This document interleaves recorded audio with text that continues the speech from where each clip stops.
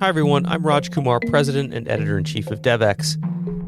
This week we'll be breaking down the big headlines in global development and bringing in some top experts to help us do it.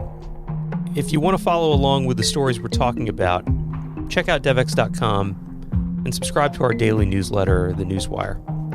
There's a link in the description. Follow us along on Twitter and you can see many of the stories we're talking about today, and we'd love to hear what you think. This is This Week in Global Development. We're joined this week once again by a couple of regulars. Of course, our managing editor, Anna Gowell, is with us. Hey, Anna. Hi, Raj. Great to be here. And we've got Jonathan Glennie back with us. Jonathan, nice to see you again. Hi, Raj. Hi, everyone. So, Jonathan, you're, of course, the co-founder of Global Nation, and I think people know you for a lot of your writing and research on all things related to poverty and human rights. It's great to have you, especially this week where we're talking about the big meetings that just wrapped up. In fact, I just returned home from Marrakech, Morocco, and Anna, I know you were there too, where the World Bank held its annual meeting. You know, normally an important diplomatic affair, but this year probably got a lot more attention than usual because of the big shifts happening at the bank, the reform effort, and of course the new president, Ajay Banga. How was it for you, Anna? What were some of your main takeaways? Well, I think one of my main takeaways is that Ajay Banga is very much on point, on message. He's got a very clear vision. He wants a better bank, a bigger bank. He talks a lot about, inputs instead of talking about inputs, outputs, like girls going to school. So you'll be hearing a lot of the same sound bites, I suspect, in the months ahead. But certainly the consensus that I heard was that a lot of the sweating of the balance sheet, additional lending is a good start. But again, all roads lead to whether there'll be a capital increase from shareholders, and there's no sign of that occurring anytime soon. Jonathan, you know the World Bank well, and you've seen this evolve. What's your feeling about this evolution roadmap, as they call it, and how the president of the World Bank is actually executing against it? My view on the bank is I'm a little bit of a naysayer on this. I mean, I think there needs to be tons more international public money, both grants and loans, for the things we care about. Clearly, there's this trade-off or possible trade-off between climate and poverty reduction that we might talk about. So I'm massively up for world banks. But we have to recognize that this is also about power. You know, when you look back at the history of the bank, it's not always been, by any means, and this is an understatement, a force for good in international development. If you speak to African governments that lived through the 80s and 90s, I'm here in Bogota, Colombia, you speak to Latin American governments, the way that the money of the bank and the fund, the IMF, were used to implement particular approaches to economic growth and development, which many of us and many governments themselves that had to go to the bank for help were wrong in hindsight. I was actually quite happy during a period about 10 years ago when the World Bank was diminishing in power and other forms of development theory and approaches were coming to the fore, to do with the rise of China, to do with a fairly healthy economic outlook, even in Africa and other parts of the world. So this kind of let's make the bank bigger and more powerful doesn't sit well with me. There is a change in the voice and governance, a serious change in voice and governance, which doesn't seem to have happened so far. And I'm interested to hear what Anna, whether that came out of Marrakech. It didn't really. When you look at IMF, there was, I believe, another seat on the executive board given to Sub-Saharan Africa. I did see that, yeah. Yeah, but it doesn't really mean that they have more of a say over decision making. There was talk of increasing quotas, but proportionally. So essentially everyone gets an increase in quota. It would increase lending. But again, it goes back to African countries wouldn't necessarily have any greater say in decision-making power. And right now their quotas are very minuscule compared to a lot of Western countries. So I think there's disappointment if you're looking for actual hard poverty alleviation. It's important to remember that the World Bank is a bank. Their loans, even though the maturities are so long in their loans that countries wouldn't normally be able to get on the capital markets, are still loans and need to be repaid. And in terms of debt relief, that's been very slow, and we didn't see much of that. Yeah, there was a deal announced for Zambia that was kind of widely telegraphed that would happen, but it did happen at these annual meetings. But I think your criticisms, both of you, the issues we hear are valid. But I also think the era we're in is just so different. Like we can wish for more grant funding outside of these kinds of traditional MDB models, but the truth is, I mean, look at the U.S. Congress, look at the U.K. Aid budgets are going down, not up. And that's one of the reasons, probably the main reason why the MDBs are suddenly so much in focus, because the idea is, look, these are kind of underutilized instruments, and they might have a history that was mixed, but boy, in a new era where climate and development are so deeply connected, and there's so many climate related projects that have returns, financial returns, you can invest in something that you get paid back on, like renewable energy, that we kind of need these institutions. We need them to be bigger. We need them to be more effective. But I think the concerns you lay out there, Jonathan, are real. I hear them from lots of the sources I talk to. And I think they are amplified in a way right now because of the new vision that Ajay Banga put forward that was ratified essentially at this year's annual meetings about the bank having a mission for better development on, quote unquote, a livable planet.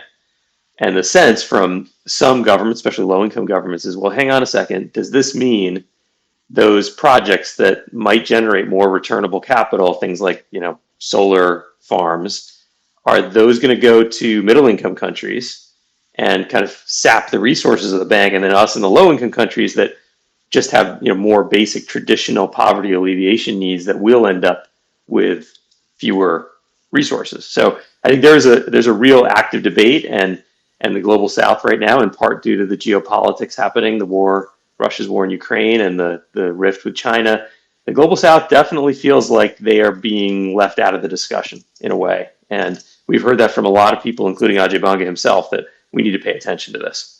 And Raj, just a quick note too, that something to keep an eye out now that the meetings are over is the IDA replenishment, which we haven't talked about.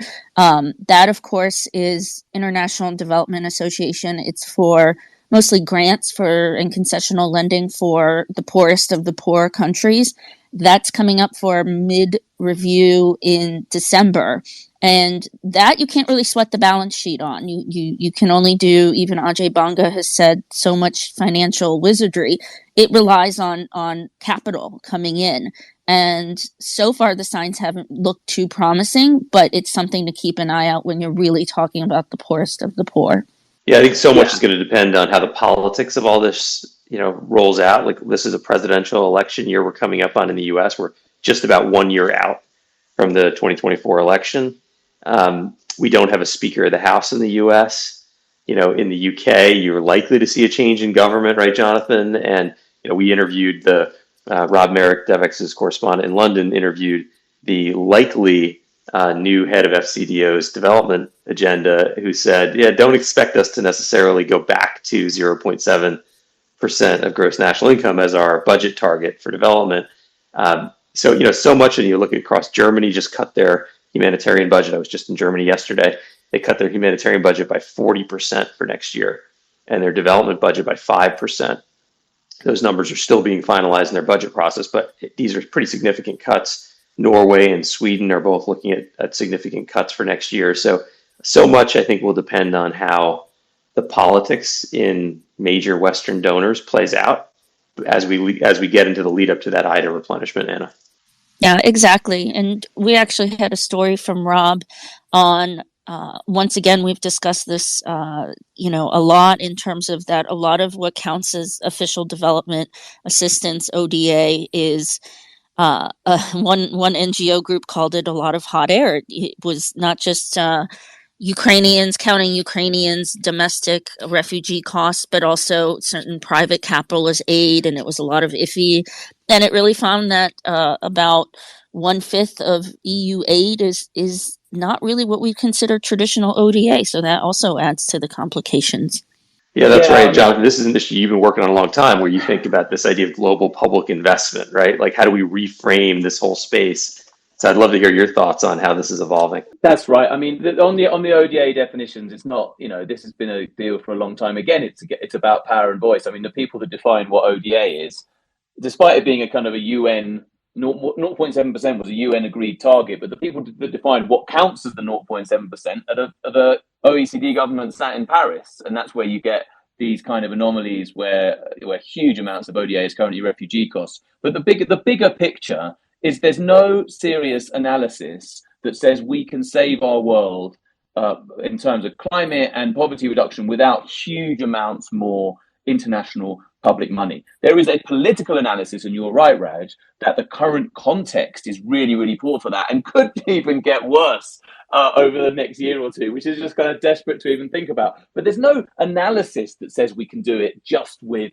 loans, not particularly concessional loans, and with private money. So, in 100 years ago, if you'd have said, we need twice as much money spent by the national exchequers of Europe and North America, people would have said that's impossible. You can't go from 10% of GDP to 20 to 30%, which is where we are now. If in the 1940s and 50s you'd said, Europe needs to build a system whereby there's large-scale transfers of money to support poorer countries of the EU club at the time, the European community, people said, oh, impossible. All of that's happened.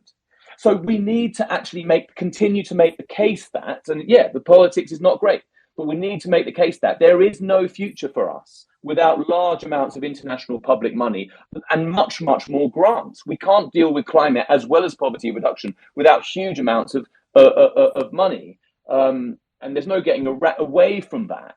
And what we need to do clearly is to get the analysis right first.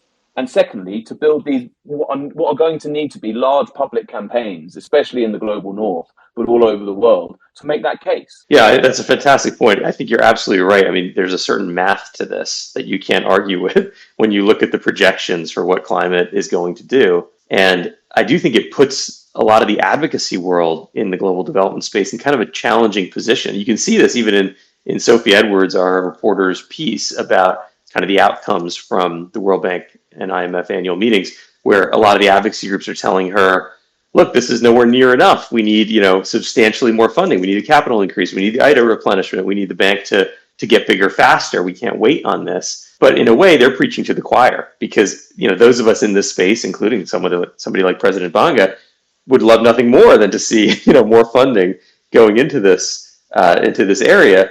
But we're dealing with these domestic political realities that are really challenging, maybe as challenging as we've ever seen them.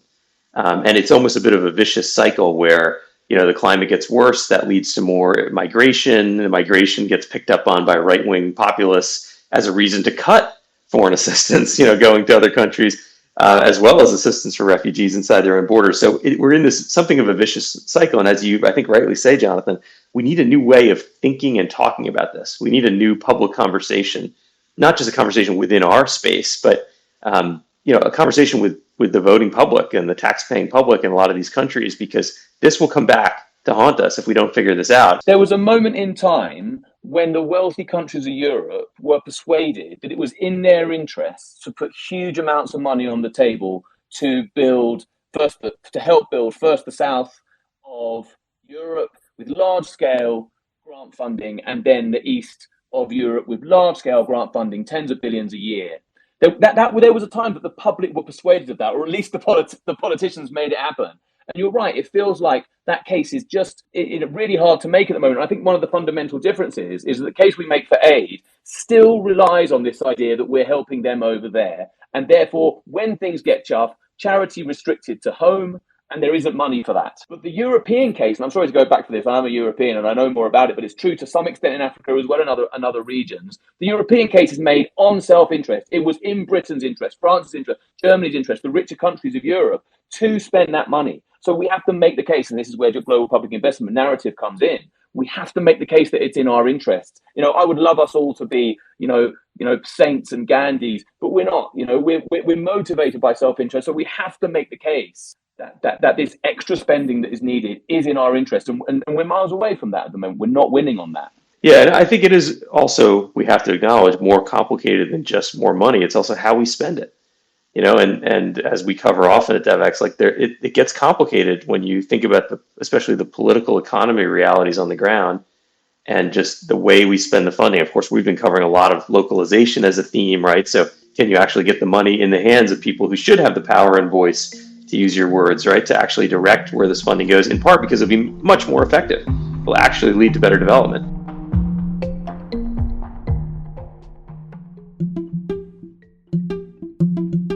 The world is facing an unprecedented global food crisis. Here at Devex, we're following the state of food insecurity around the world and the solutions that are needed to overcome it. I'm Teresa Welsh, senior reporter, and I'm also the author of Devex Dish, a free weekly newsletter bringing you a comprehensive look at everything that matters in the world of food. Each Wednesday, Devex Dish will be your guide through the interlocking policy, infrastructure, climate, agriculture, nutrition, and human rights issues remaking the way food is grown and distributed. Visit devex.com/newsletters to subscribe and get your weekly update on the race for a sustainable global food system. We had a story this week from Colm Lynch, our reporter who covers all things global and especially the UN. And Colm, has this exclusive on the situation in Yemen in terms of food aid, which I think points to the fact that, money is one of the key factors, as he says in the story, but the other is the way you deliver the aid and the political realities, the kind of geopolitical implications of it. Maybe, Anna, you can just give people a flavor for that story, and I'd love to get into a discussion about it. Yeah, sure. It really almost seems like a contradiction. The Biden administration is withholding food aid to feed the hungriest in Yemen. This is kind of as Colm puts it, a diplomatic hardball tactic, because the Houthi rebels have long used aid as a leverage to reward their followers, punish their detractors. Now, according to the World Food Program, there's still some aid coming in. There are some monitoring systems, but they themselves admitted that they may put a pause on aid, depending on how the negotiations with the Houthis go. And I think it raises a lot of thought-provoking questions. Are we ourselves kind of maybe weaponizing is too strong a word, but are we using aid to get a desired outcome, no matter how noble that outcome may be? But it's important to remember that Yemen is one of the worst humanitarian crises in the world. And I think looking at the bigger picture, it's a pretty sad reminder that World Food Program, and this goes back, Jonathan, to your point in terms of donors and the public stepping up, that the WFP is having one of its biggest budget shortfalls since the post-COVID era, and they're having to ration to the less starving. So that's really an indictment of how sad the donor picture is. Yeah, just to round out that picture from the story, there are these two ships, cargo ships, holding food aid from the U.S. that are docked, in one in the UAE and one in Singapore, and they've kind of been there since August. And so it seems to be, although this is what Colm was trying to get to in the story, it seems to be like a signal being sent to the Houthis that, look, this food is being held, right now, as you have an important negotiation with the World Food Program, sort of show, hey, look, the World Food Program has the backing of the U.S. on trying to negotiate for better conditions for delivering aid. And so far, no aid has been suspended. People are still getting their aid, and it's the numbers are kind of incredible. It's a quarter of the population of Yemen, and it's over 9 million people that rely on food assistance through WFP. And that quarter of the population just gets 700 calories a day. So a very small amount of food. And of course, there's a spectrum of people there across these 9 million. Some might get some additional food elsewhere, and so this supplements them and lets them get to a place where they can have sufficient calories. For others, this might be the only thing they get to eat.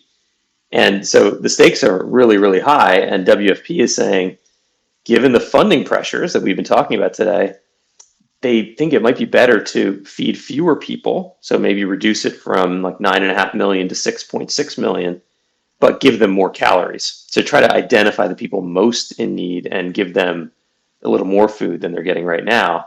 And it's highly political because the Houthis apparently are taking a lot of that food and directing it for their own political purposes, including using it as a recruitment tool for child soldiers. So this is a kind of a perfect story in the sense of how complicated things get when you actually look on the ground. At a very high level, it sounds easy and clear, and there are obvious reasons to do this kind of work. And when you look close to how things actually play out on the ground, it sure gets complicated. I wonder if you have any thoughts about this story, Jonathan. Yeah, no, I read this story. I didn't know about it, and it does. It's one example of millions of examples around the world where, yeah, delivery of aid, transfer of money cross border is incredibly difficult. And I think two things stand out, and you've mentioned them both. Firstly, if you haven't got the politics right, or if you haven't got some kind of political settlement whereby aid can be used usefully, then you're gonna really struggle. And we may talk about Gaza later, but there may be similarities. And then and sometimes aid is used as a sop. I'm not suggesting that it is in this case. Maybe it is, but where you don't deal with the politics, but it's like, oh well, we haven't dealt with the really important stuff. Well, here's a few hundred million, and that I think probably is happening in Gaza at the moment.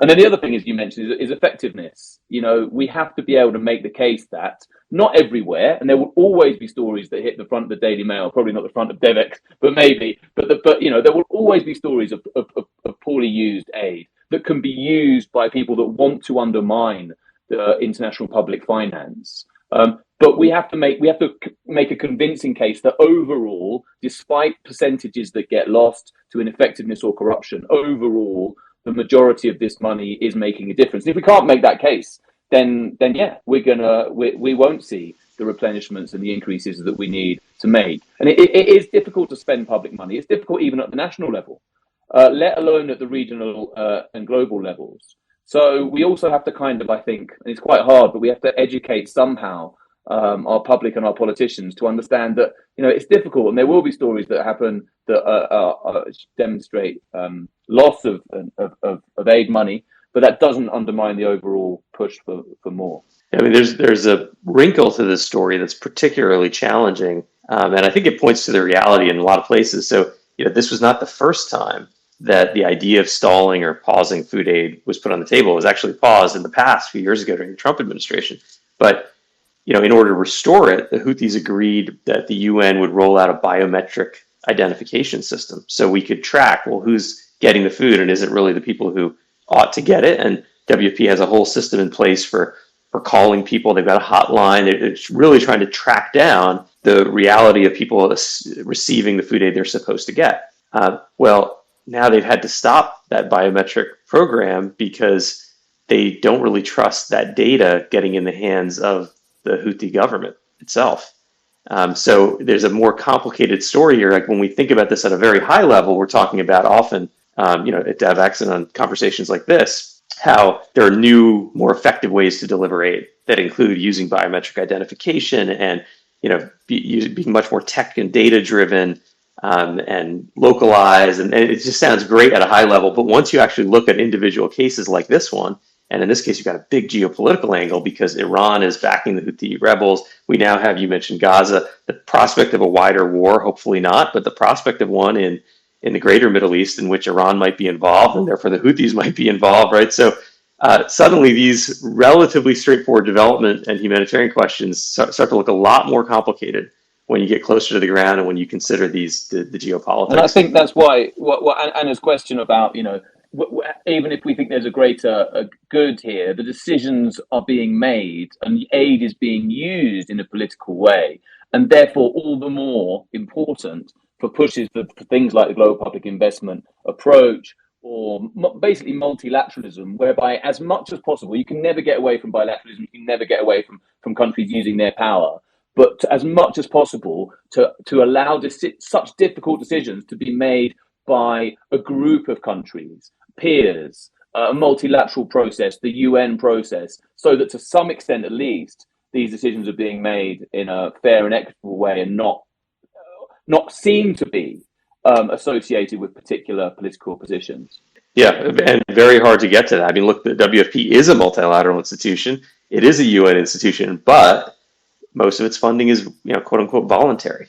And the US is by far its biggest funder. So, the major donors to the agency have a lot of sway and voice in this. And it's not so easy as to say they're just giving the funding on some kind of an annual budget process that they don't look at and they don't care about how the money is spent. They're very engaged, the donors are. So you're right with where we want to go. The global public investment sounds really compelling, but boy, there's a big gap between here and there. And anything else on this? I want to get to a couple other stories that we published this week. Yeah, I think one of the main things we've been covering a lot is the pandemic treaty draft. The negotiations have been taking place. They're going to be ongoing for the next few months, well into next year. But I think what's interesting is no one seems to be happy with them, whether you're talking about advocates or big pharma.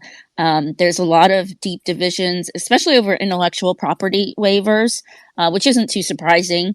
The advocates say that the wording in the treaty draft is weak, has too many loopholes. And then on the flip side, you have pharmaceutical companies who are opposed to almost any kind of language because they claim that IP waivers stifle innovation, and that, they argue that a lot of the inequities during the pandemic were due to trade and export restrictions, which would come as a surprise to many who feel it was because wealthier countries hoarded COVID-19 vaccines. So really, it will come down to enforcement and compliance, but it's important to remember we've got a lot of misconceptions that this is going to infringe on the sovereignty of nations and so forth, but it's really not. It's about cooperation, but at this point, it looks like it'll be more voluntary cooperation than anything that's enforced. Jonathan, did you have a chance to see this story? I'm curious if you have a view about it. Yeah, I did. I'm going to summarize it for you. Mega wealthy corporations insist on maintaining their huge profits. I mean, of course they say that. I don't even know why they're involved in the discussion, to be honest. I mean, obviously, this is the position they're going to take. This needs to be governments and peoples taking a strong stand to insist on quite well evidenced positions that the requirement for IP in the way that it's currently organized is not a necessity to deliver the drugs that we need around the world. And I was interested by one of the quotes from a guy called Thomas Quaney, who's the Director General of the International Federation of Pharmaceutical Manufacturers and Associations. And he said it'd be better to have no pandemic treaty than a bad pandemic treaty. Well, that's something I totally agree with him on. But I mean, we definitely don't want a new pandemic treaty that fails to tackle this huge issue of intellectual property. Because again, it comes down to power. It's no good having great drugs if the majority of the world are unable to take control of them and use them for their own purposes. And the next time a pandemic rolls around, if we're in the same situation, and I mean, actually, there's quite a lot of good stuff that came out of the pandemic response that I think we should celebrate as a world. But fundamentally, it rose back to the top, this clear inequality of power. And I think African governments and Latin American governments and Asian governments are just totally fed up with the idea that they have to ask for this stuff. This was a great opportunity to make real progress in internationalism, and to undermine this kind of huge power and wealth that's grown up in the pharma industry. And if that doesn't happen, I think this will be a huge failure for our world. I find this to be such a fascinating topic because, I talk to 10 people and I get 12 different opinions about it.